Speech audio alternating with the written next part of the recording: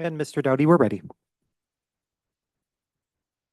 Good evening. Welcome to the District 225 Board of Education meeting. Madam Secretary, would you please read the roll? Mr. Glowacki, Present. Ms. Mullenbeck, Mr. O'Hara, Present. Ms. Segwin. Here. Mr. Schein. Dr. Steinberg, Here. Mr. Dowdy, Here. 5 members present. Item 2 on our agenda is approve the agenda for this meeting. I'll entertain a motion. So moved. Second. All in favor? Aye. Aye.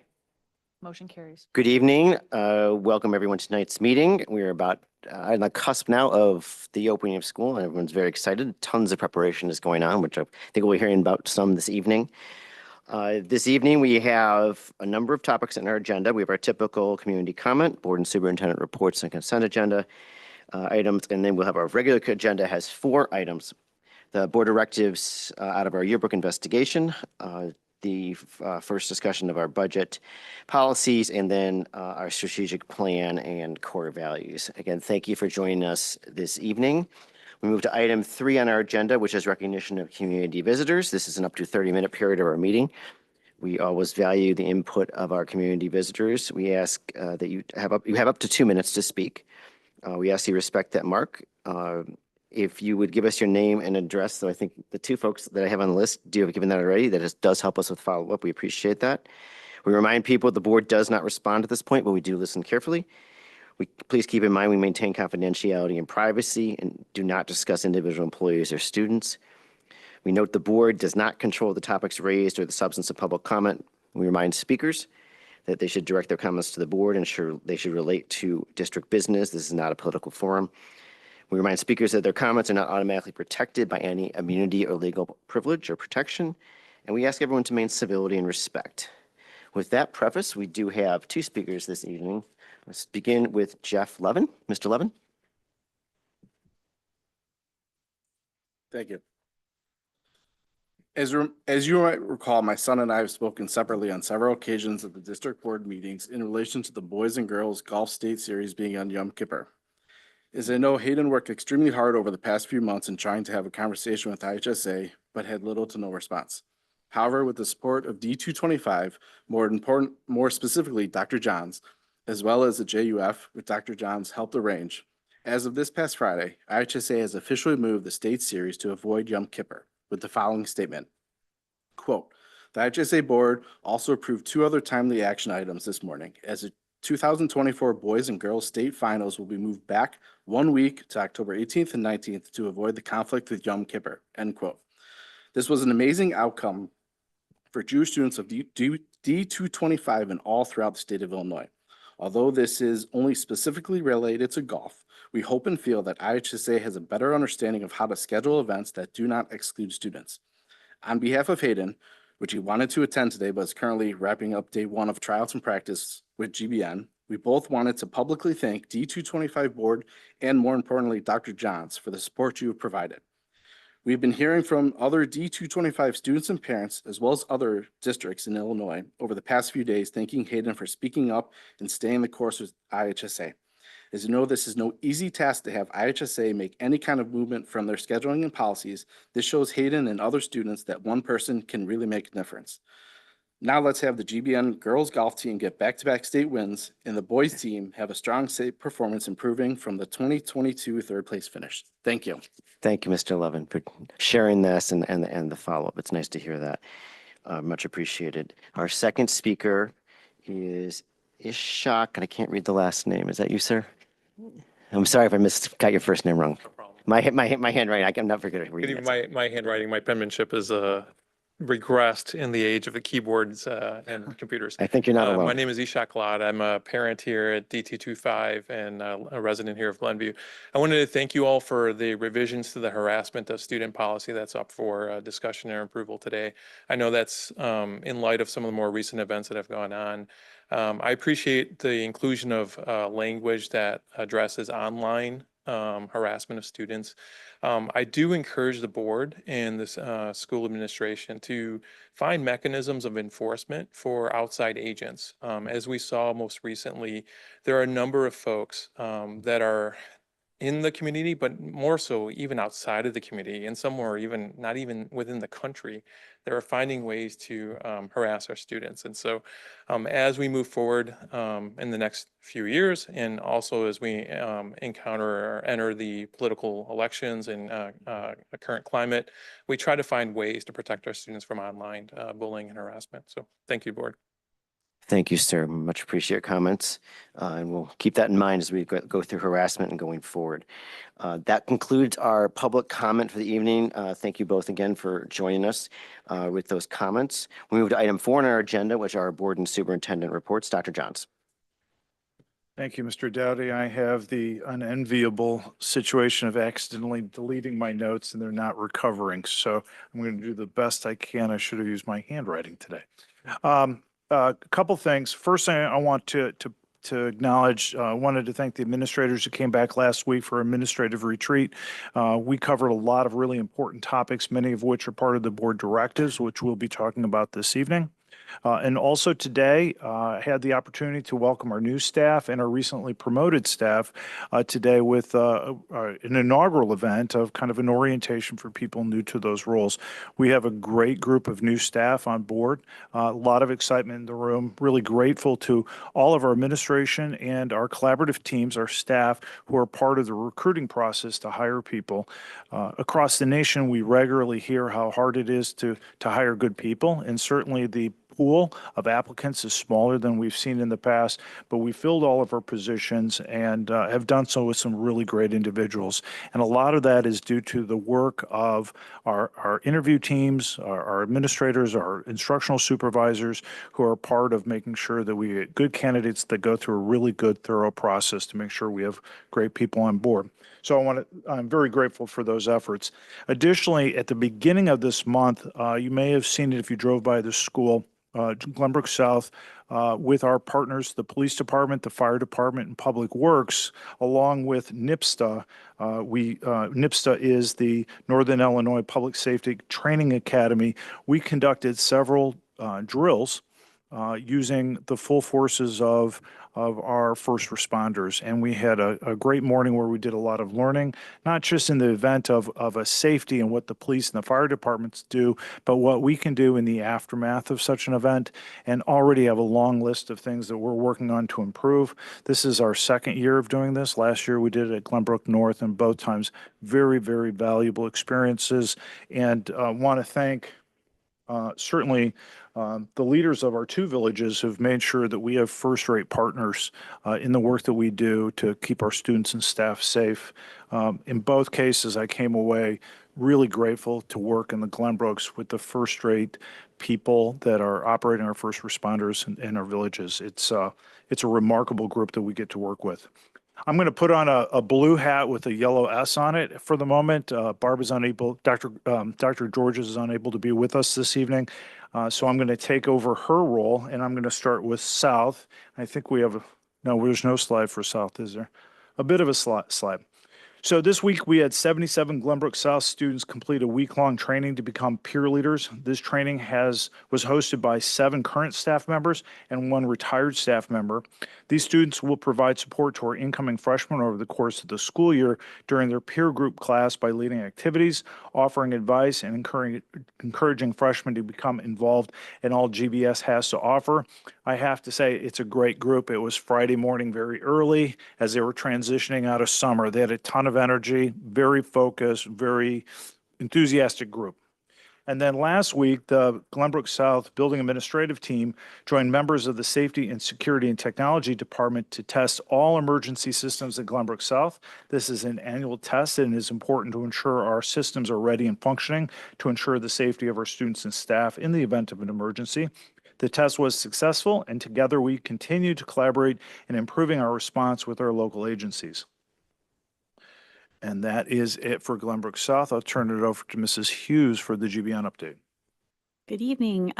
So in addition to today's bright light of new staff orientation, I wanted to share that we also had peer group meet last week, and that was a wonderful thing to be able to join to prepare for the upcoming year. Dr. Johns had an opportunity to address the group on Monday morning. And I had a chance to see their dedication and enthusiasm when I joined them on Wednesday. Throughout the week, the mentors learned about communication, especially how to facilitate group discussions and group activities in order to create a safe space for our new Spartans. They also learned important strategies for recognizing and responding to students who are in need of additional support. Many thanks to our peer group staff advisors who led the group throughout the week, and I wanted to take the opportunity to thank Lee Block, Ann Gebhardt, Brian Halpern, James Hoover, Sarah Illier, Craig Locke, Maureen McDonough, and Penn Phillips for their role as advisors. And in athletics and activities, today is the start of IHSA sports. One new thing to share is that our girls flag football numbers are at 35, which is a great turnout. All of our sports had a very healthy turnout for our teams. And Mr. Catalano shared that our coaches reported that today was a great first day. Additionally, we had rehearsals for Six the Musical starting, and the cast worked on singing and choreography. So I have a picture about that in there. But additionally, we had around the building, construction work continues to wrap up. We're very happy to open the athletic parking lot today after there was a flurry of work last week in between rain showers, and we had a nice dry weekend, which was great. The office areas have really been coming together, and the deans and main office staff have shared their excitement about being visible and close to student interactions in both areas. And finally, we hope that the recent monthly principal newsletter was helpful for our families. We look forward to sending those out throughout the year. I had a chance to receive some feedback from families who said that they appreciated the communication, and I'm looking forward to continuing that throughout the year. Thank you, Mrs. Hughes. And I found one thing I don't want to forget. Just a reminder for everyone, our students start classes on Thursday, August 22nd. And to foreshadow for next year, because many of us have colleagues in other districts who started classes today. Next year for the 25-26 school year, we're starting on August 14th. So we're going to have a very short summer. I'm saying it now. Next summer is going to feel very, very short, but then we'll be back to normal and have nice summers. And the rest of the schedule will be very nice and accommodating many, many needs. But next summer is going to be a short summer for us. Just to put that out. Just a few days, right? 4 to 8 days. 4 to 8 days. I know the drill. Okay, fine. Okay, board members. No, anything? Terrific. Okay, thank you for those reports. Great to hear all these things going on, and looking forward to the official opening next week. I can't believe it. Item 5 on our agenda is the consent agenda. Dr. Johns, any adjustments to the consent agenda? No, it's as printed. Okay, I will entertain a motion. So moved. Second. Any discussion? Any questions? Hearing none? Mr. O'Hara, Yes. Ms. Segwin, Yes. Dr. Steinberg, Yes. Mr. Glowacki, Yes. Mr. Doughty, Yes. 5 members voting yes. Item 6 on our agenda is our discussion and action items. We have 4 of them this evening, as I mentioned at the outset. We begin by addressing the board directives that we asked back on July the 8th for the administration to fill out and discuss. I know we have a document that's been published on the website, and Dr. Johns, if you take it away. Thank you. I'll go briefly through what is a fairly sizable document at about 17 pages. After the conclusion of the investigation into the yearbook program, the Board of Education directed the administration to address 8 concerns that materialized during the course of that investigation. The administration studied the document very closely, looked at best means to address the concerns that arose, and then did 2 projects. One is to see what was immediately available that we began working on during the course of the summer, and then next steps, things that would take more time, required much more collaboration in terms of better understanding the problem, its antecedents, and different courses of action, and then have since then put together plans to tackle those issues. So as you go through this document, you'll see these 8 different areas of work. They're part of the directives, starting with professional development and sponsors of publications. And that's work that's in the planning stages already. We already have some of that documentation has already begun. The second board directive is professional development for employees making purchases or requesting disbursements of funds. This work began right away. In fact, it was part of the work that was done with the administrative retreat last week. So all of our administrators have gone through a process of learning all the different steps that are required for making purchases and requesting disbursement of funds. Then you'll see on board directive number 3, professional development for administrators and managers and on management and supervisory practices. And again, this is work that we began over the summer. So we had a group of administrators attend what's called manager tools training. We had 27 that accompanied the 58 that we had a couple of years ago that have gone through this training. This is the how to have one-on-one conversations. This is how to provide feedback. This is how to provide coaching and documentation. Last week, as part of our administrative retreat, we brought in an organization, for a law firm that conducts what is called Frisk training. And that is that entire process from the very beginning of if you have underperformance or misperformance of where you're interacting with an employee all the way through a more protracted outcome in which you're having to document, maybe take a person through the process of a notice to remedy. And all of the administrators were present on Friday, and we went through that training from that particular law firm. I can't remember the name of it offhand, but it's a law firm that has provided this training to school districts and universities for, I believe, 35 years. So it's a well-founded project, a program that we've made sure that all of our administrators are trained on now. Part of that is, you know, what we have found as we were tackling this issue is we had administrators concerned, you know, it's been a long time since I've had my management training classes. I need a refresher. We also found, you know, there's an emotional piece too. It's a difficult experience to go through, and leaders need to have those tools almost in a scripted way so they can more readily go down the process of addressing behavior that's other than what we prefer. The fourth directive is professional development for all employees and understanding and sensitivity regarding hatred and bigotry. We've already begun some training this summer, but we have more to come. On our first Glenbrook Day, which occurs 2 days before the first day of school, we're going to have training for our entire staff, particularly on what's Title VI, which is bigotry, hatred, discrimination based on nation of origin, but other factors as well. This is something that we really needed. It is an area of focus. We had, as a country, the Office of Civil Rights underneath the Department of Education had sent out 2 Dear Colleague letters, and this is training last spring, and this is training that we need to update for our staff.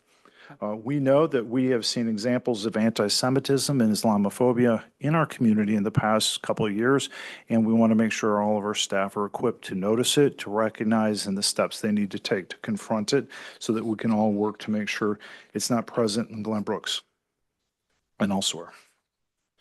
The next board directive is reviewing contracting and purchasing procedures and practices. As I mentioned, that was covered, a lot of it was covered already. As you can see under completed activities, we began the next day after the board gave us the directives and began the process of changing our workflows. Dr. Gavell and his team implemented a solution called ContractWorks, but then we had training up through even actually today when we talked about it at the Finance Committee and reiterated our process for presenting to the board contracts in excess of $35,000. There's more to come in that process as well that will take us into the fall and partly into the winter. Under Board Directive number 6, review conflict of interest policies, we began that work additionally this summer, and that will conclude into today when the board approves to a couple of our policies that are pertaining directly to conflict of interest.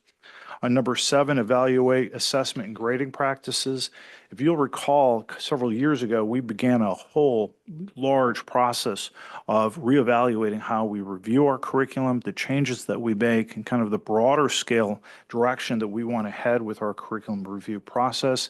And what we have here, and it was kind of hard for us to write because it was in one was written for one purpose, we needed to rewrite it for this purpose, but is the process of which we're going to review all of our curriculum moving forward. And it's a continuation of the work that's already underway.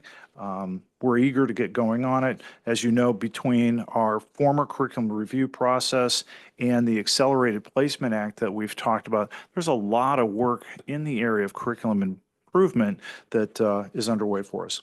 And finally, assessment and evaluation practices for extracurricular staff. We will be working we started the work on August 7th, but continuing the work on coming up with ways for evaluating our co-curricular program. We always talk about the 4 A's, which includes activities, the arts, and activities. Activities, arts, and athletics. We have a full-fledged evaluation system for our academics, but we don't have something as comprehensive for the co-curricular side of our program. And we want to build that out with insights of our leadership teams, our leadership members that oversee those programs. So that's work on our horizon that we're going to conduct. As I mentioned, I would say at least half of the work that is part of the directive that the board has given us has already been taken place or already started, but we have big work ahead, and I anticipate that I'll come to the board probably around a quarterly basis to provide updates using this same tool and instrument. I anticipate that we'll have new learning that will come along the way as well, as we discover opportunities to improve in these 8 areas, and we'll bring those as well. So while the plan is certainly pretty robust at this point, it may grow over time as we see opportunities that we can provide some training and some enlightenment in some areas that maybe we didn't think about over this summer. And I'll include that in my updates. Available for any questions. The whole cabinet was a part of developing this, and certainly will help me answering any questions. So thank you, Dr. Johns, not just for the report, but also for the enormous amount of work by you and I'm sure everyone in this room and perhaps several outside this room. It's a huge undertaking on very, very important work that we recognized over the last few months.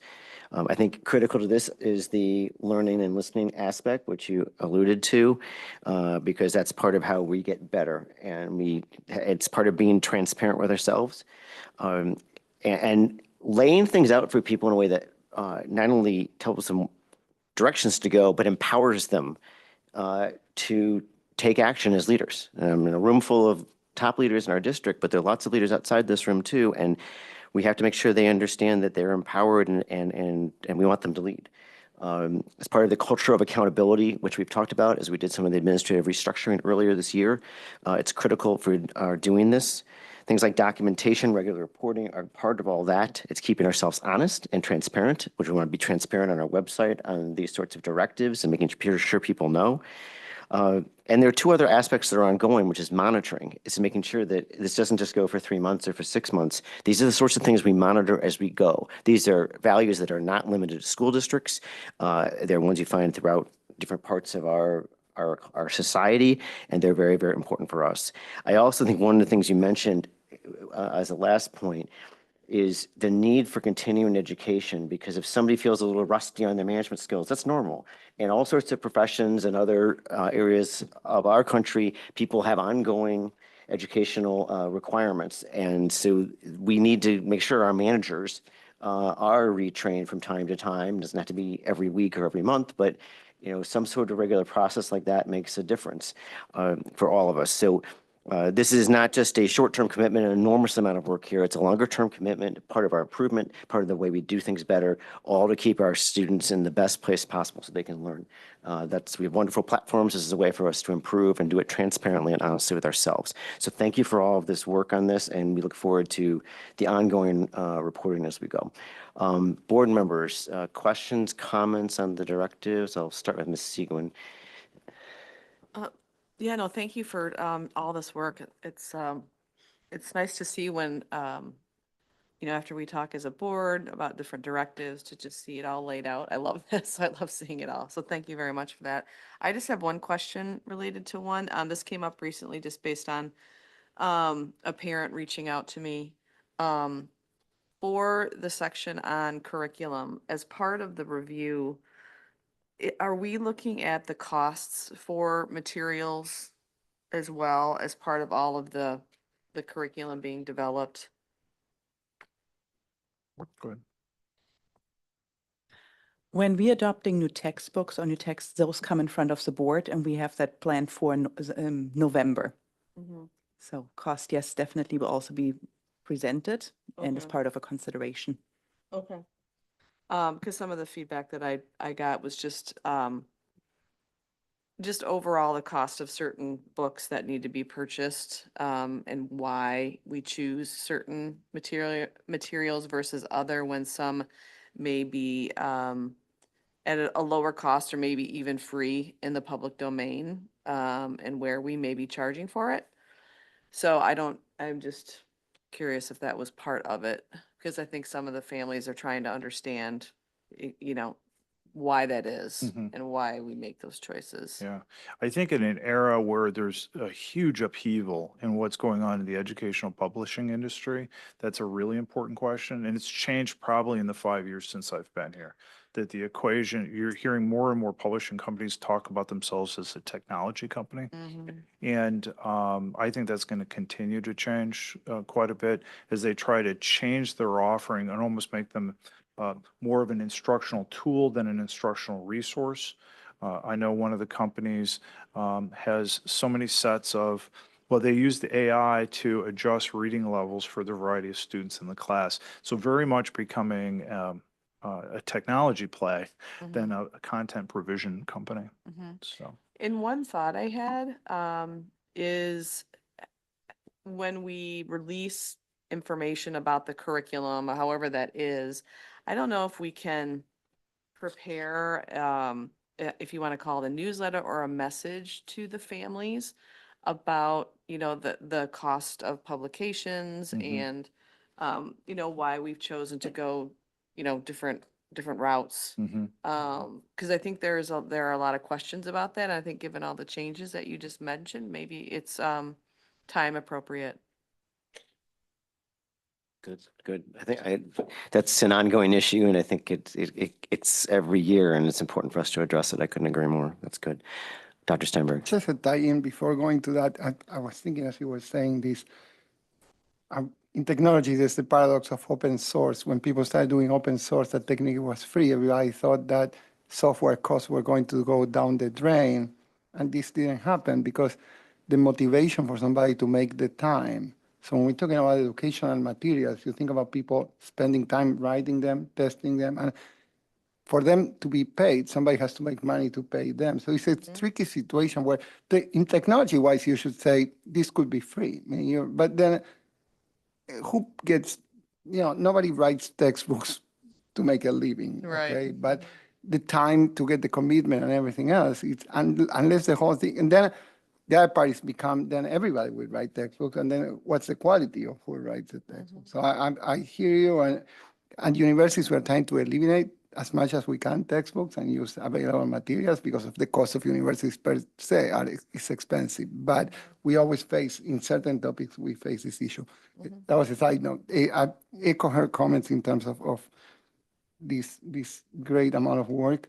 I would love to, and you may have said this, but to tie this to our strategic plan, right? Because this is all tucked together. And all numbers of rules that we can put together won't be able to be enforced unless people start owning that we are part of something larger than what we do. So that will be the good closing of the cycle here, because I could be a teacher, IS, principal, anything, but we need to, and I'm saying this careful because I believe many people already are doing this, but we need to have that sense that we are part of a larger community, and what we do impacts the other classrooms and the other people. So tying in those two things could give it a bit more gravitas. Thank you for saying that, because from a leadership perspective, that's something that concerned me. These 8 directives are huge, and we have a very large emerging strategic plan. And I didn't want to lose the strategic plan or the directives because I think they're both all important. And it would be easy for people who have to carry out this work to say, what's the priority? The directives, which are in response to an event that is very big in the attention and the concern and the fears and the angst of this community. obviously that's a priority. And our strategic plan is going to carry us deep into the future. So looking for ways that we can connect them. And I think there's a lot of opportunities. There's some that don't fit so well, but there's a lot about belonging in here, and a lot about well-being in here, and then a lot about our curriculum instruction, which is 2 of the 4 legs of our focus areas for the strategic plan. So I think there's a lot of that can happen. I'm glad you said that, because it's important to help people who are going to be a part of the work to carry this out to see they do fit together, and both are important. Great, thank you. Yeah, I think it's, and you mentioned something in the overview about some of the values, and it's a really good point. And I think it's a language we're all going to be speaking more and more as we talk about not just the directives, but other things. How does this fit into the strategic plan? That's how we should be prioritizing. That's what we've worked on. I know that Mr. Galacki's been big on this issue for a long time. We should speak in terms of, in fact, these would be our goals, and now it's going to be our strategic plan. It's important that we do that and tie them to things so people understand it. So that's a great point. I really appreciate it. Mr. Doughty, I'm sorry, I just had one more. Please, one please. more. This is related to the contracting and purchasing practices. These are just kind of little detailed questions. So I saw here that you implemented a workflow solution called ContractWorks. Is that right? That's correct. Okay. And maybe I'm just not finding it or reading it properly, but in the ContractWorks tool, does it takes someone to put in a contract initially, right? You are exactly correct. So I think I know where you're going with this. So when we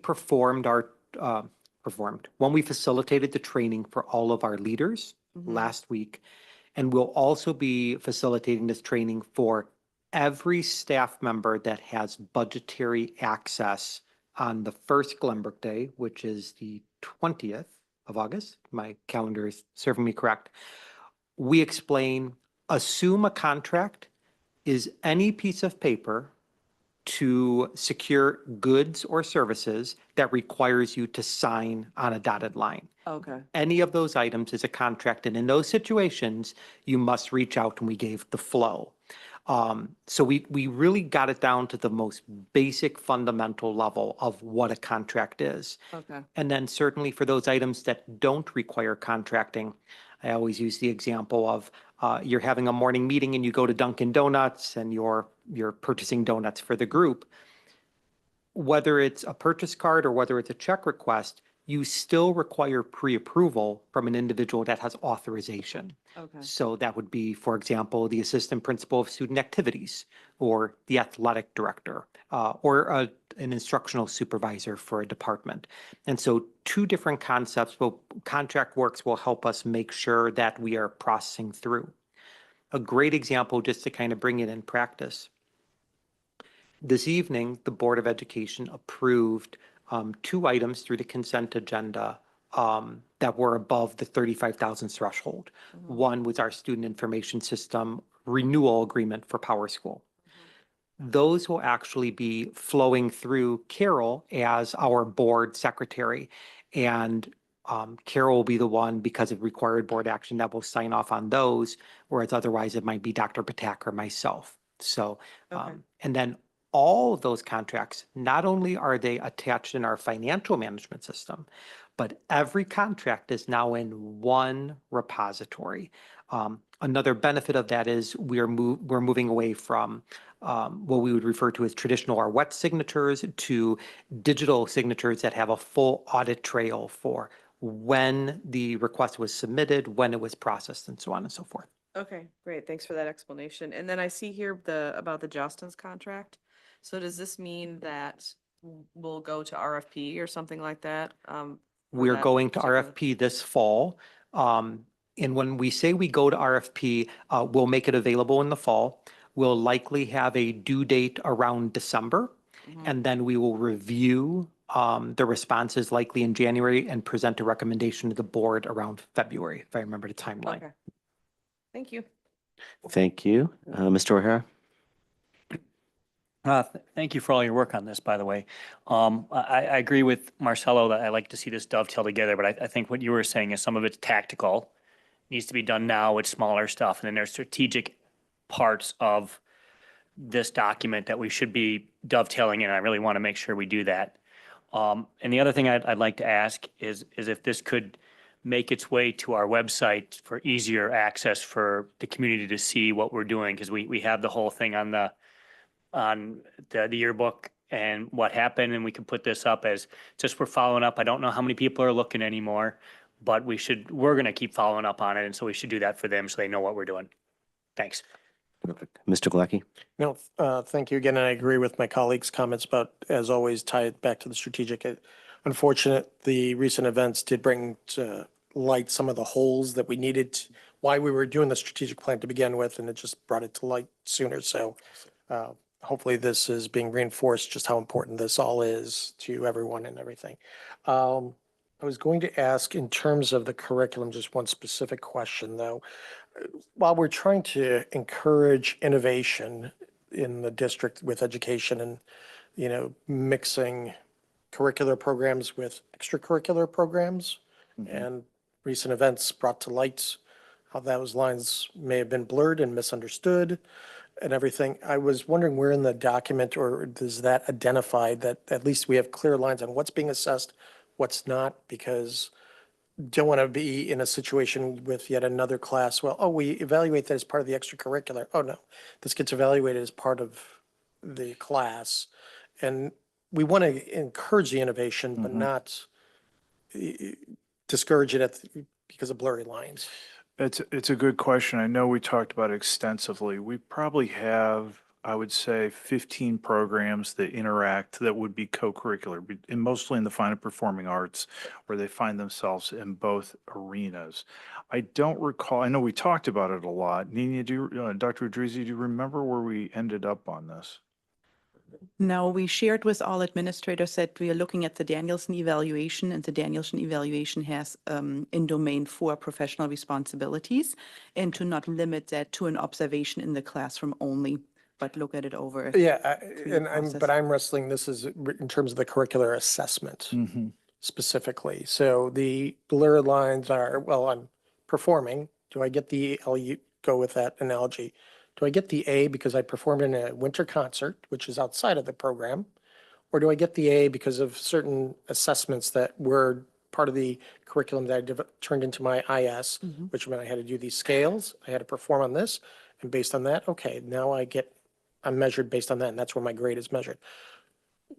It's in the fine arts, it gets a little murky because they're practicing the whole time, but for curricular purposes, we need to assess them, the student. Yeah. At that time. So it's in regards to the student, making sure those lines are clear. So that's what I would like to see specifically added to the directive. Sure. That part of that assessment is on the grade, what is required for the grade, so it's very clear. Yes. For the parents, Yeah. for the community, for the teacher, what they're being evaluated on.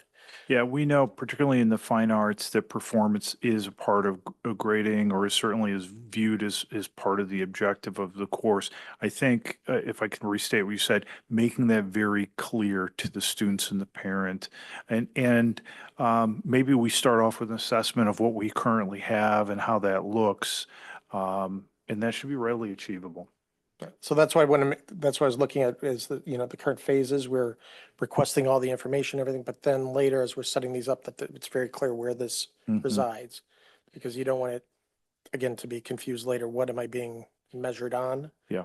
And Yeah, so we'll incorporate that into the curricular review process. And specifically in this case, obviously in this case, it's co-curricular, and to take, do an assessment of our current language for those classes that use an outside of the classroom experience as part of the grading, just to make sure, to make sure we have some clarity on what's graded, what's evaluated, and maybe some standardized practices for that. yes, thank you. If I can add something there, and maybe you're saying the same thing, so feel free to. I think the key here is the explanation of what it takes to get a grade, because that in some courses, I'm thinking PE, for example, you have some metrics. Get to a specific metric, and if you pass that specific metric, you are okay. So I'm not a fan of saying the only metric is you perform at the end of the semester or something like that, but if there's a clear pathway of how you get a grade and what each grade means, and it's not an all or nothing, right? As soon as you hit the metric, you get an A. If you don't hit the metric, you get, I don't know, a D or an F. And there had to be ways of how to achieve that and how to get there. I'm a little hesitant in terms of being too prescriptive because of the breadth of our curriculum. And that's why I'm saying maybe we need to put an emphasis on the explanation of how we get to the grade. So everybody that walks into a class and their parents know what it means to get into a class, what you're supposed to get from the class, and how your grade would represent what you got from the class or how you perform in the class. And then we may have subsequent policy and discussions here that, hold on, that class does not make sense, that you're requiring students to be part of an extracurricular activity to get an A in the Yeah. class. So that may force some policies and changes as well there too. So I know in the not near future, but in kind of a series of steps that Dr. Adrizi and the Educational Services team are having these very conversations.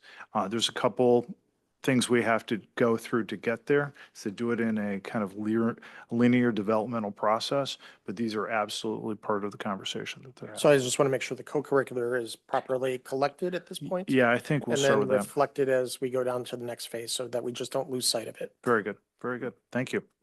I would just emphasize, not only is that critical with co-curricular, because that can be blurry easily.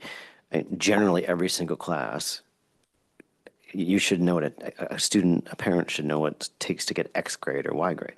It should be very clear. And often you'll see that, like the handout on a parent's night, it'll say 20% this, 25% this, and so forth and so on. But there should not be a lack of clarity ever on that in any class, but it is that much blurrier sometimes in co-curricular. You're dead right about that. So while I know the work isn't going to happen tomorrow, the class is starting next Thursday. We want to encourage all our teachers, regardless of what the class is, to say this is what it takes so we don't have confusion. Yeah, I'm having been around schools for a little while, I've learned that that co-curricular component of grades, particularly performing arts, is an area that's annually part of conversation. Where someone can't go to a concert, they're worried about what that does, what the impact that has on the grade. So I have a degree of confidence that we've addressed this in our syllabi, but I think it's a good thing to do a check and to see where we're at and see if we can find ways to be consistent. Right. No one extra call from Dr. Adrizi. Yeah. She's bearing down. So excellent. All right. Any other questions or comments? Otherwise, we will hear back from you in about 3 months. About 3 months, yeah. And let's make sure we get things up on the website, though, as Mr. O'Hara mentioned. And it can be in that same run of things on the yearbook and elsewhere if we wish, but we want to make sure it's there. It's all part of the same continuum. Tremendous. Item number 6.2, the budget. Dr. Johns. Well, this is part of our annual process that we were all quite acquainted with. We just came out of our finance subcommittee in which Ms. Tarver and Dr. Gravel walked us through the tentative budget for the year. I'm going to turn it over to the two of them to walk us through. I'm sorry, it's comical to see the two of you give nonverbal communication to each other, but would you please walk us through the tentative budget and the steps that we go through to get it approved? Certainly. So I'll start with the first part and then I'll turn it over to Ms. Tarver. The Board of Education each year, as every Board of Education for public school districts throughout Illinois, are presented a budget in tentative form, which is typically done in July or August. That budget is then made available for public inspection for a period of 30 days. During that time, the board also schedules a public hearing, which is a defined amount of time or a clearly stated amount of time for members of the community to come and share their thoughts specifically on the budget. As you'll see within the materials presented before you, we have made information about that public hearing available in the local newspaper, and it's currently scheduled to be held at 7:00 p.m. on September 23rd, which is our second meeting in September. We always refer to the tentative budget as our starting point for our best estimate of revenues and expenditures for the upcoming fiscal year, really the fiscal year that we're in right now, because there's still some items being finalized. For instance, some of our positions that are within the personnel inventory have not yet been hired. The board took action on some of those positions this evening. Others will be presented in the next few weeks. And as those exact salary amounts, benefit elections are finalized, we update the values within the budget to reflect truly a zero-based approach. When we don't know the amount, for example, of a salary, we utilize a placeholder amount, which is a pretty tried and true formula based on each position where we have a hiring average, if you will.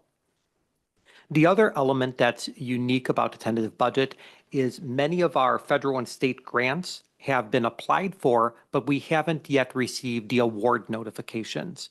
And so those items are not ever incorporated into the budget until they've been approved. So you'll also see changes in our federal and state allocations on both the revenue and the expenditure side in the final budget that's presented prior to the public hearing. With that said, I've asked Ms. Tarver to develop a set of key findings. This has been a longstanding tradition of the Finance Committee to basically condense a 300-plus page document into a very accessible, understandable two-pager, for lack of better terms. Now, with that said, just recognizing the work of the Finance Committee that I know we'll talk about, the Finance Committee serves as a wonderful group, a representative group that gives a first glance review of the budget and also makes recommendations. And so following our meeting that we held, we have a variety of changes to improve upon the narrative, to offer a little more context. And also we've talked about linking more extensive memos on certain decisions that were made in prior months. For example, we'll link our staffing plan where we set the staffing level and explained why the staffing level has changed.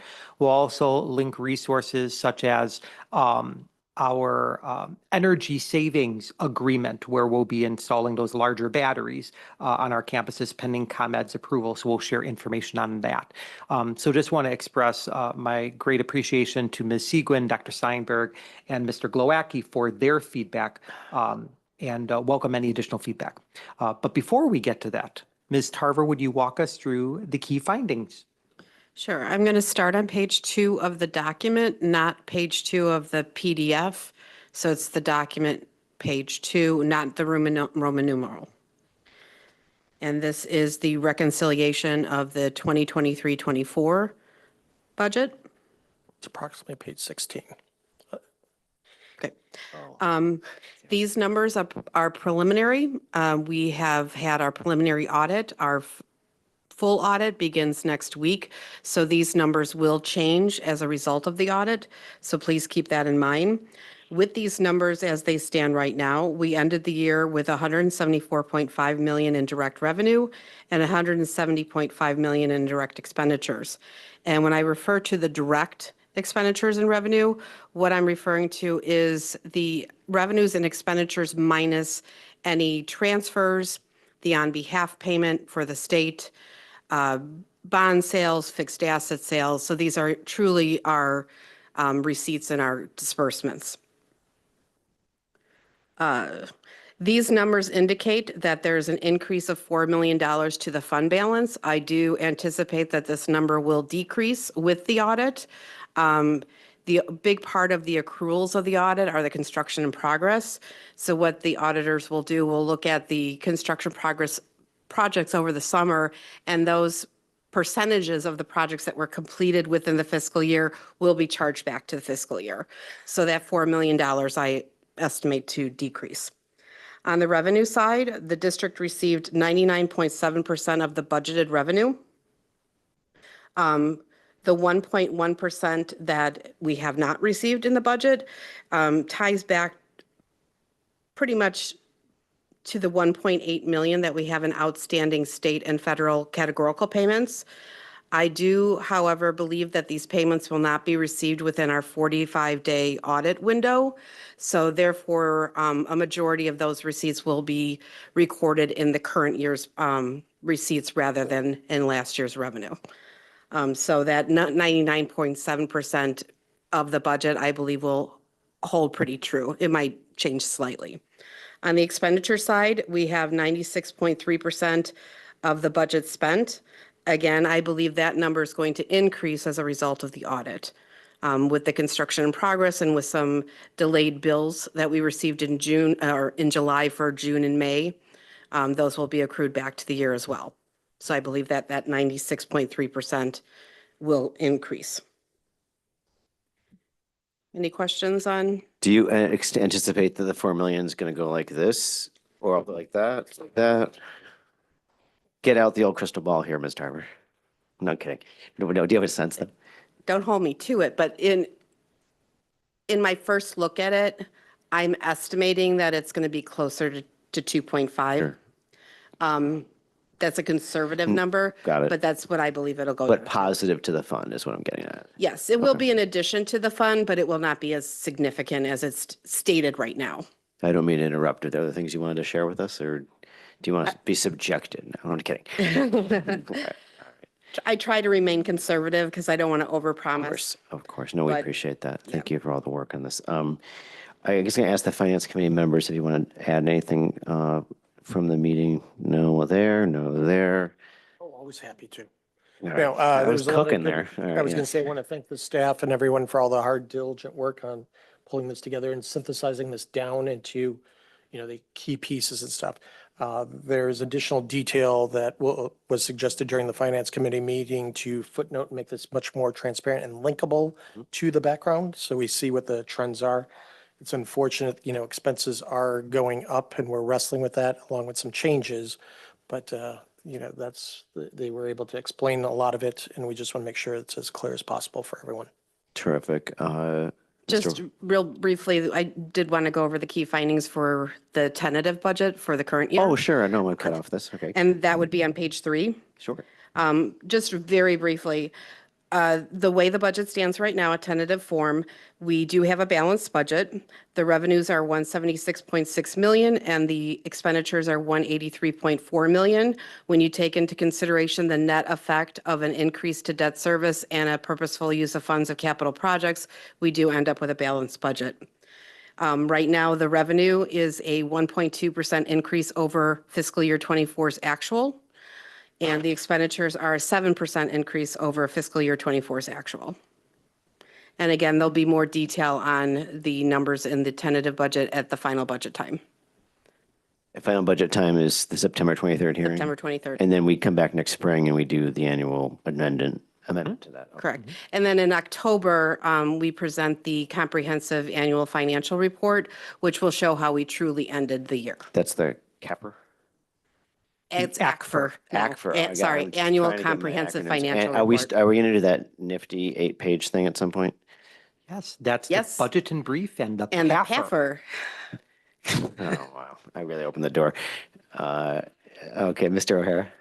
Just real quick, that 1.8 that's going to be into next year, how much, how does it, was there some that came into this year from last year? Does that make sense? Like Yeah, what's that typically happens. about the same, just off? Not always the same. This year, I will take full responsibility for it. Some of our fourth quarter grant expenditure reports were delayed due to my own illness. And I got them in later than I anticipated, so that delayed the payments. But we do typically see some of our categorical payments, the fourth quarter being received in the next year, and it's just a constant flow forward like that. About the same usually. Typically, yeah, typically.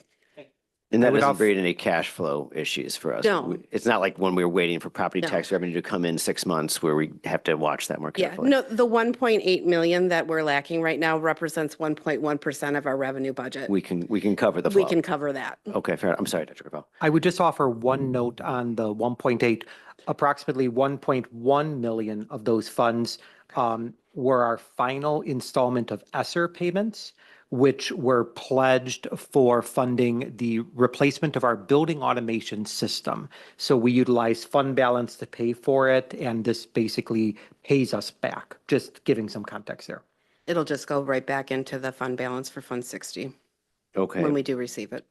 So I want to add, first of all, thank you as always for the great work. This has been an ongoing great arc of clarity and it is, well, it's a lot of material tighter and tighter, which is good to see. It's, something it's incredibly important to everything we do. We try to be the best stewards possible of our funds from our incredibly generous and supportive community and really appreciate it. So with looking at this, are there any particular concerns? I don't see anything outside the ordinary, having gone through this a number of times. Any particular concerns either of you see at this point on the horizon? Like, are we worried, for instance, about a 6-month delay in property tax revenue? Are we worried about X or Y, a spike of X? I think the healthcare expenditures didn't go up.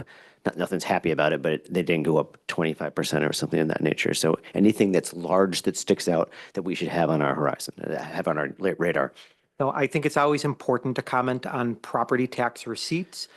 Very pleased that the Cook County Treasurer, Assessor's Office, and Board of Review and Clerk's Office all worked in partnership this year, where we returned to receiving our final levy report in June and actually starting to see receipts in July. So we're good there.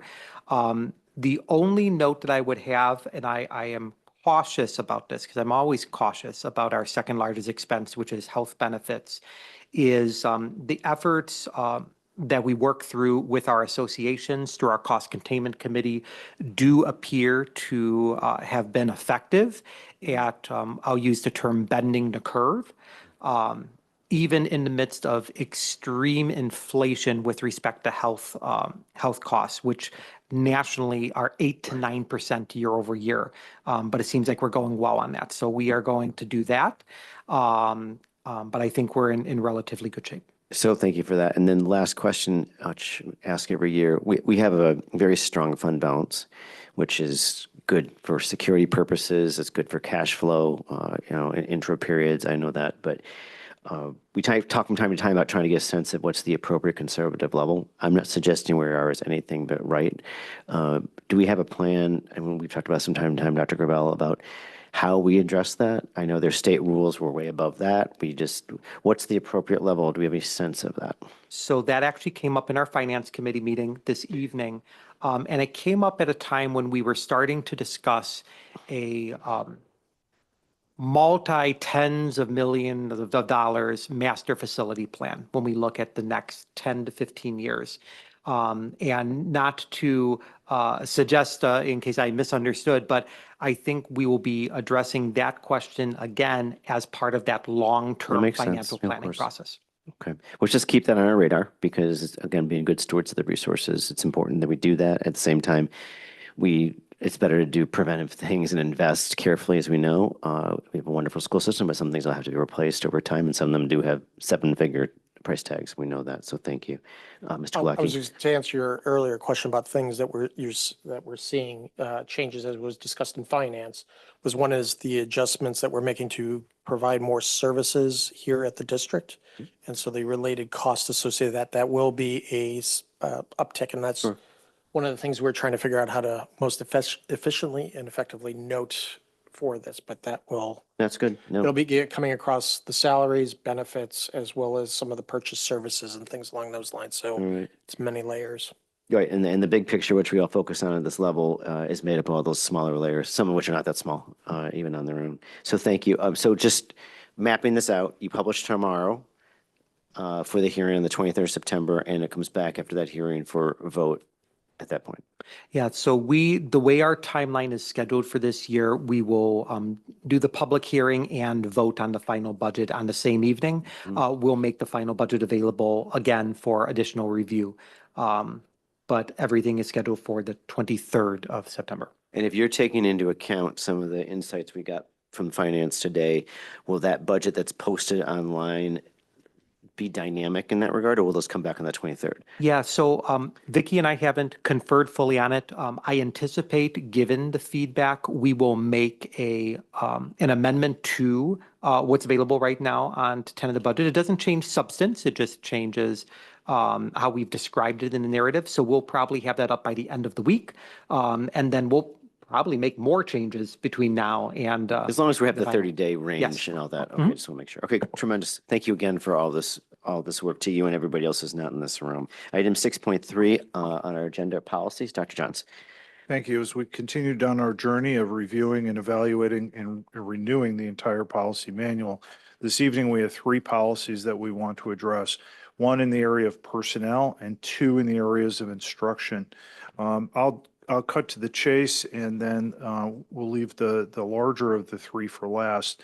The first policy, 502, mandated compliance training, is we're asking to sunset because it's largely redundant with policy 5100. So we have everything that we need in place with the other policy. So we asked to sunset policy 502. And then the next policy under instruction is 6230, library material selection collection management. And when we use an acronym here, I better spell out. And what we need to do here is make some wording changes so that in accordance to state law, in order for us to be eligible for the state library grant, we had to add some additional languages regarding censorship and the American Library Association's Library Bill of Rights.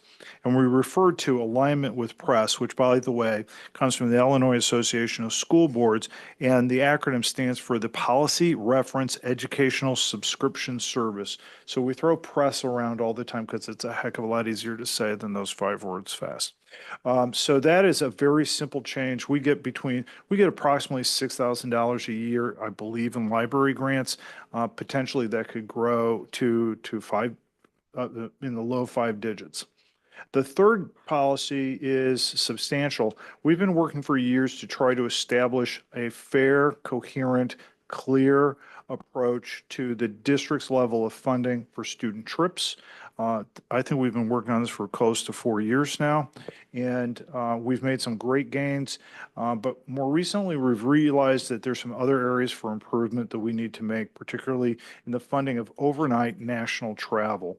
And so I'm going to ask Dr. Gravel to walk us through this with some proposals, the proposed change that will increase fairness for all programs, but also add a lot of clarity and enable us to meet our budgetary constraints. Certainly. Thank you so much, Dr. Johns. And it's a good time that we're talking about this policy this evening, given that we just have reviewed the tentative budget, because it does go hand in hand. I just want to acknowledge that prior to about 3 or 4 years ago, we had a wide range of policies about student trips, and we worked hard to come down to one student trip policy with everything in it. That addressed the actual procedures for getting trips approved. And it also sought to bring clarity with respect to district budgeted funds for state contests. Typically, we refer to them often as the IHSA state series, as well as other organizations not part of IHSA, and then national travel. At that time, we were actually in a practice where one school would fund a trip one way, another school would fund a trip a different way, and we tried to streamline. And we went with, the word is not conservative, we went with the highest amount, which was fund all national travel at 75%. And part of the reason we had to do that was we didn't have great records at each trip level that we do now. And so we said, let's move forward with it, and then we'll review what the financials actually look at after we were able to quantify the costs. To provide a perspective, national travel for the school district had an expense last year of $323,174. And that's a pretty hefty chunk of our school operating budgets. Those costs continue to increase. Candidly, travel is a very pricey industry, especially as we've seen some effects of the economy. That includes airfare, hotel stays, all of the expenses in between. And so in hearing this feedback from our schools, in particular, that the amount of money we are spending on national travel is getting to a point where we can't stay within our budgetary constraints, we started evaluating different options and priorities and things of that nature. The policy changes presented before you ultimately make the recommendation to move away from a standard threshold of funding everything at 75% with respect to national travel. I want to emphasize the recommendation still is to leave state travel. So that's anyone from our performing arts, anyone in our athletics or activities in designated organizations that have those state level competitions, they're funded at 100%. So students pay no out-of-pocket for those. But with respect to national travel, our recommendation is to move away from a set percentage and to transition more to providing funding as needed within budgetary constraints, for lack of better terms.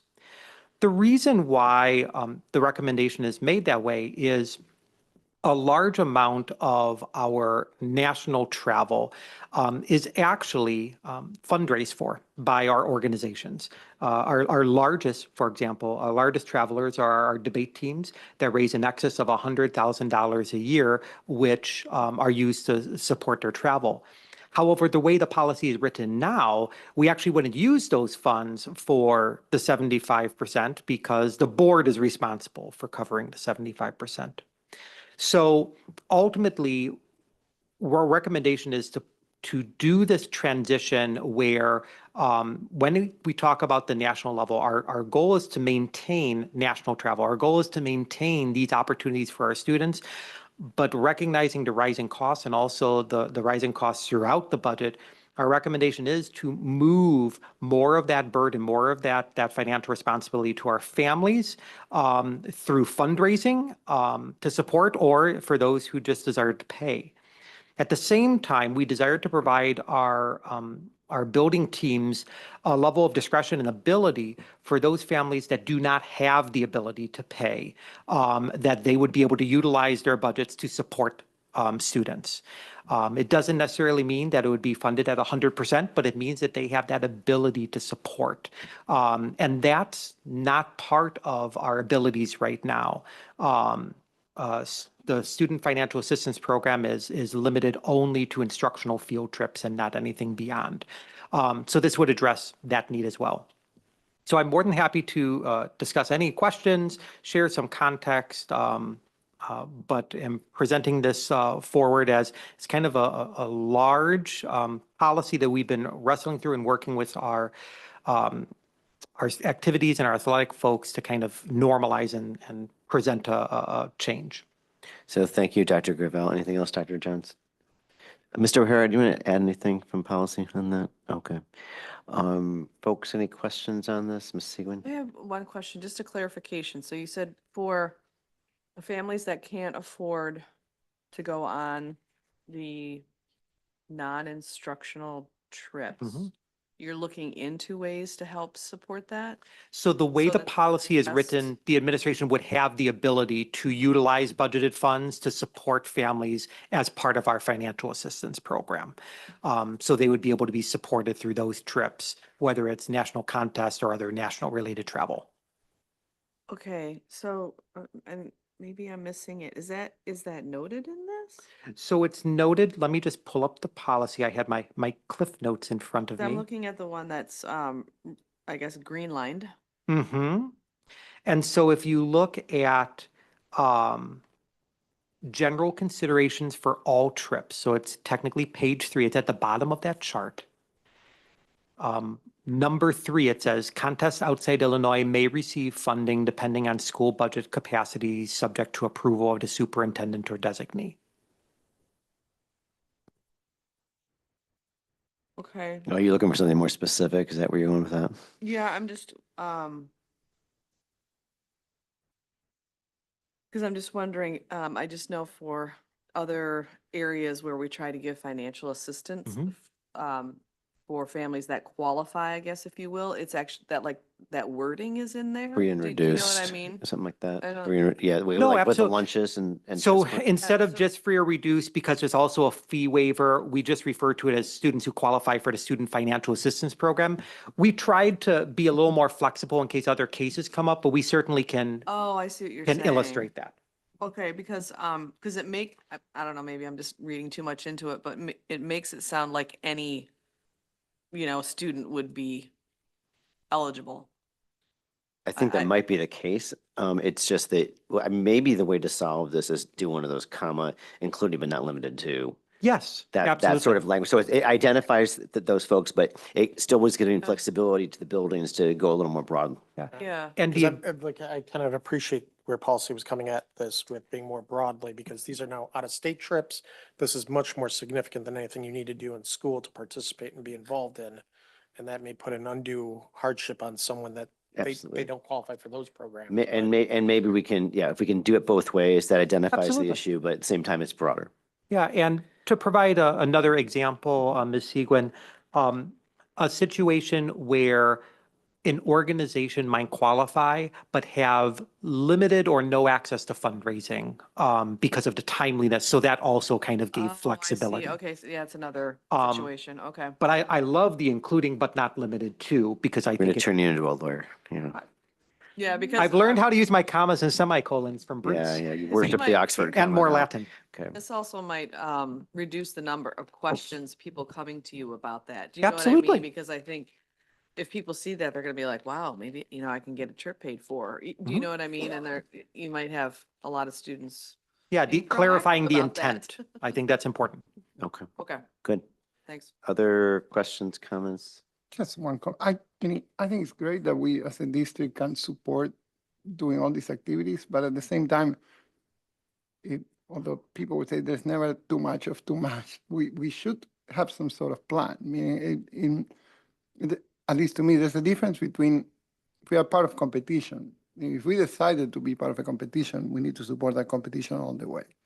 If it's something that enhances the curriculum, for somebody in tech, I'm going to go back in time, but I imagine that 150 years ago, students were not going out of state to enhance the classroom. So I think it's great to go to California. My son went to a student trip to California because he was in broadcasting.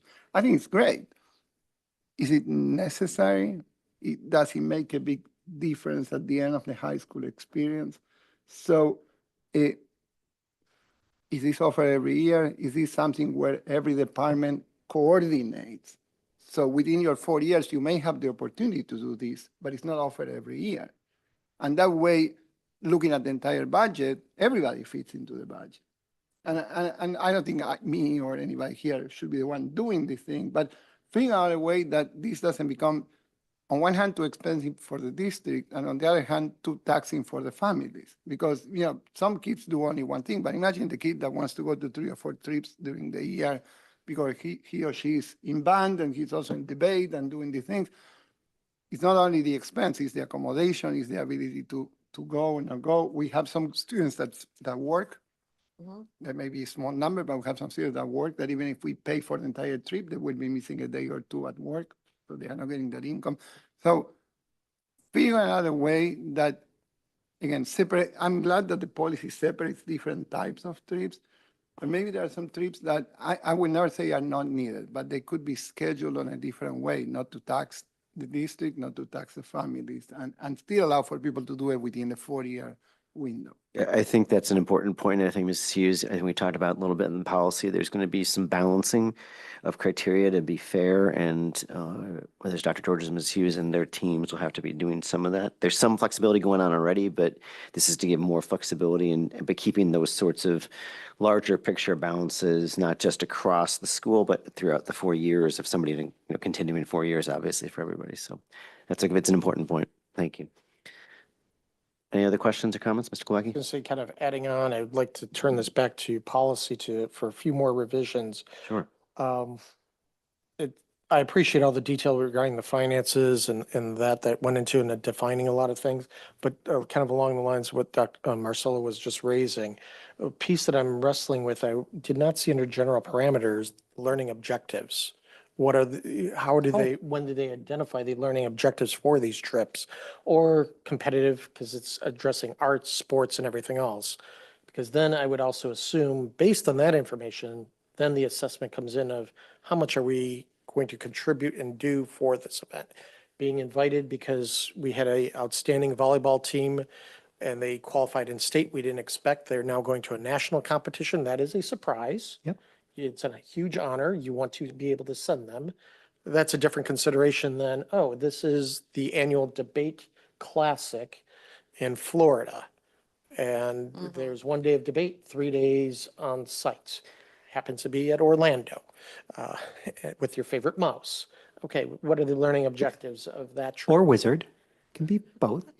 But that's where we weigh, that's where give the administration and others the criteria and the staff the opportunity, they understand what the structure is for how this is being reviewed to be as transparent as We possible. definitely had a variety over the years of the quantity of what most might construe as hardcore learning. So I can't remember if it's in here or not, but It's if on there's- page 2. It is the second paragraph, and it is possibly one of the most important changes that happened last time we did the kinda thought- policy, which was each trip recommendation shall include, and very important, a detailed itinerary and an overview of the educational benefits supporting why this trip should be sponsored. So Ms. Hughes will be relatively new to this process, but Dr. Georges certainly will recall the trip packets before they even get approved by the administration, before it comes to the board for approval, are extensive. Extensive is probably a delicate term, or not sufficient enough. We're talking 10+ pages of materials that are reviewed for every single trip that address that. Yeah, so that's where I'm taking that line now. I'm encouraging policy, take a look and add that under general parameters, the specific things that are being looked at. So expand upon that. I like that. That's good. We can say it in both places. Absolutely. Yeah, there's no question over the years. We've sent trips back, as most people around the table, we've said, no, we're not going to do this. Please come up with an educational tie. Otherwise, have fun on your vacation. But it shouldn't be a school-sponsored trip. And people have done it. They've gone back and have come up with educational sides too, which is good. So it's a really important point. Thank you. Other things? Mr. Glocke, anything No, else? nothing Okay, else. Thank okay. you. Mr. Dowdy, can I make one other Please. request? Just thinking about this. This is, I don't know if we can highlight this particular policy to the families. Because I think, I don't know, through the newsletter communication or something, because I think this is a really important one. Yes. Because there are a lot of students that partake in this, and I just think these changes, I think the families should, just Yeah. highlight them a little bit. We can work with both Dr. Georges and Mrs. Hughes to add it as part of our monthly newsletter once it's finalized. Once finalized. What that's it the key looks point, like. Yeah, that's Absolutely. a really good point. Yeah, I didn't know if we did that in the past, Want but to do something where it comes up every year, like a new student thing for it, because it's more important on a regular basis than just the one time it happens, if that makes sense. yeah. Yeah, kind of a FAQ for. For new people coming in. Yeah, I think so. It's an important one. That's for a the really good families. Absolutely. Other things. All right, so we have some changes to make, and then so we'll come back on the 26th. All right, terrific. With Thank you the very AUP. much. Item 6.4 on our agenda is the strategic plan, and I think we're looking tonight at passing the plan and the core goals, core values. Wait, I can't, which are the core goals? Core values. There we go. So Had it right the first time. at our last meeting on July 22nd, the board had a number of edits to make, or recommendations of edits to make to the strategic plan and to the core values.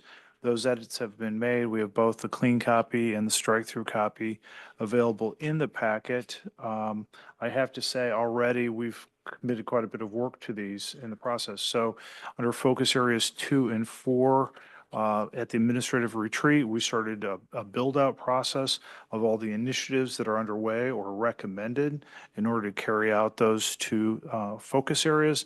In addition, the educational services team will be meeting in the very near future. Yes, the very near future, to build out the other 2 focus areas, 1 and 3, which are much more academic in nature.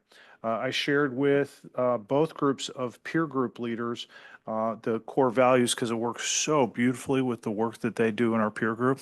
It is such a match, and it's great to be able to kind of tell a story or put together the value of what our students and staff are doing with those core values. I can tell you already, they're fitting very nicely. So I think we're at the finish line. I won't quite use an an Olympics analogy, but we've made it this far. I think this is something our district should be very proud of. A great deal of effort has gone into these two documents. As I mentioned last time, we're going to continue to retool the mission statement and the vision. Hopefully come back in September once we've had a chance to reassemble the core planning team. But what we have before you is really valuable work. I'll be incorporating it into my words. If you don't pass it, it's going to take away my speech for the Glenbrook Day. And so don't do that to me. And but I am really proud of the work here. And I do believe, one of the core objectives we had when we started this process is we wanted something that was specific to the Glenbrooks. And this is a very unique strategic plan that really captures, I believe, what people brought to the table as what we need in this district moving forward. And a confirmation of the work that we've been doing for years now as being on the right target. So very proud of this work, very grateful for everyone who has taken it through the paces, particularly Ms. Smith, who's worked really hard to assemble all the work and bring all the people together and to shepherd this to this final point. So that's it. So Urgent approval. Echo incredible thanks and to you, Ms. Smith, and everyone's been working on this so hard throughout the district. This is one of the things I said early on. I did not want cookie cutter off the shelf, and this is not cookie cutter off the shelf. I mean, it has some structural things similar, but every word and every line, sometimes to your chagrin, Ms. Smith, has been worked over by many folks. But the product is superb, and the values are going to be great things to point to at all times, which is good. And I think the statements will ultimately fall out of those very, very well. Appreciate the extra effort on that. So any questions or other thoughts? You're good to go. Mr. Kolacki, anything you want to add at this point? No, thank you very much Ms. for the Siegel? changes. No, thank you. I really like all the changes. Yeah, thank you. Dr. Steinberg? No? Okay. I feel you. I think you're in a good place right now. Oh, wait, there's one E. Oh, sorry. No. Mr. Shine and Ms. Mullenweg have not called in. Okay. All right. So if there's anything else you'd like to add, other than please take this past and on to the next. No, So- just, so I get- we just want to thank you all for your support. We appreciate it. We've been talking about doing this for a while, and it's great to see all this great work come to fruition. So thank you. So with that, I believe we can do a vote if that's okay, sir. Yes, I would request a vote. Okay. So I'm pleased to move that the board approve the updated Glenbrook High School District 225 strategic plan as presented. Second. Any discussion on the motion? Only the clarification, there's one page that says requires board approval, and it's the only one. So, yeah, Oh, you're right. page 5 of 5, it's the only one that has 5 written of 5. pending Yeah, it says pending board BOE approval. Where is this now? Page 5 of 5. In the third final line one. At the top. Top. Pending BOE approval. So I would suggest that we put August 12th on there. Is that what we're going to do? Yes. Yes. And everything we finalized. Thank you for the catch. And we're voting on the plan and the core values simultaneously. Yes, Correct. please. All right. We've heard the motion. We've been second. We have the clarification. Thank you. With that being said, Okay. moment of truth. Mr. O'Hara, Yes. Ms. Segwin, Yes. Dr. Steinberg, Yes, Mr. Glowacki, Yes. Mr. Dowdy, Yes. 5 members voting yes. Yay. Thank you, everyone. I appreciate it. Tremendous work. Item 7, review and summary of our board meeting. We had a couple community visitors tonight. We had the really great report that we saw action happen on the Gulf front. Dr. Johns particularly, thank you for all of your support on that. It's nice to see something happen and when people persist. We also had some good words and encouragement on a harassment policy and online harassment issues to make sure we stay sensitive to, which I think we already are, and we should just keep our antennae up on that. We had lots of good reports on our preparation for the year with new and promoted staff, administrative retreats, drills, emergency testing, work with our peer groups, all good to see, and other things that were opening our year. It's amazing it's going to be happening next week, but we couldn't be more excited. On a regular, we also passed our consent agenda and had our discussion on our board directives. We have a very impressive document, and we'll be hearing that on a quarterly basis. We much appreciate it. We'll be putting up our website hopefully in the next day or so. or two, whatever it takes. Tentative budget came out, and we will be having that published tomorrow for the hearing on the 23rd of September, and we'll have the hearing and the final vote that night. Board policies, we brought three for sunset and adoption. Those will be coming back on consent on the 26th. There are some changes that have been recommended on the third of those policies regarding the turn the page, the student trips. Finally, we just passed our strategic plan and the attendant core values after lots of work. We're very excited about that, and the statements will be coming back. Item 8, possible topics for future board meetings. Please let Dr. Johns or me know any of those. We do have closed session tonight, which is item 9. So I will entertain a motion to consider the appointment, employment, compensation, discipline, performance, or dismissal of specific employees of the public body or legal counsel for the public body, including hearing testimony on a complaint lodged against an employee of the public body or against legal counsel for the public body to determine its validity. Collective negotiating matters between the public body and its employees or their representatives, or deliberations concerning salary schedules for one or more classes of employees, and litigation when an action against, affecting, or on behalf of the particular public body has been filed and is pending before a court or administrative tribunal, or when the public body finds that an action is probable or imminent, in which case the basis for the finding shall be recorded and entered into the minutes of the closed meeting pursuant to sections 2C, 1, 2, and 11 of the Open Meetings Act. So moved. Second. All in favor? Aye. Any opposed? Okay. Motion carries. Why don't we take 5 minutes, and I think our closed session should be brief. Very brief. So.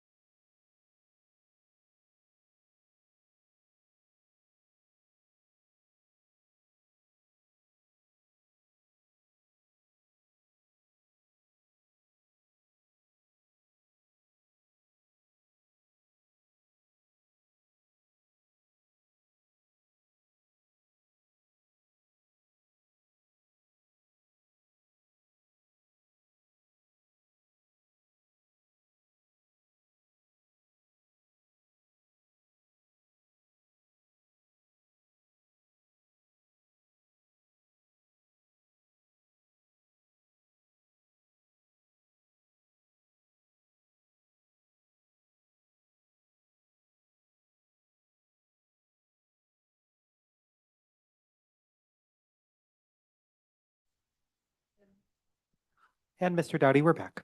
We're back out of closed into open. Item 10, possible action regarding topics discussed in closed session. We have none. Item 11, adjournment. I'll entertain a motion. So moved. Second. All in favor? Aye. Aye. Aye. Opposed? Motion carries.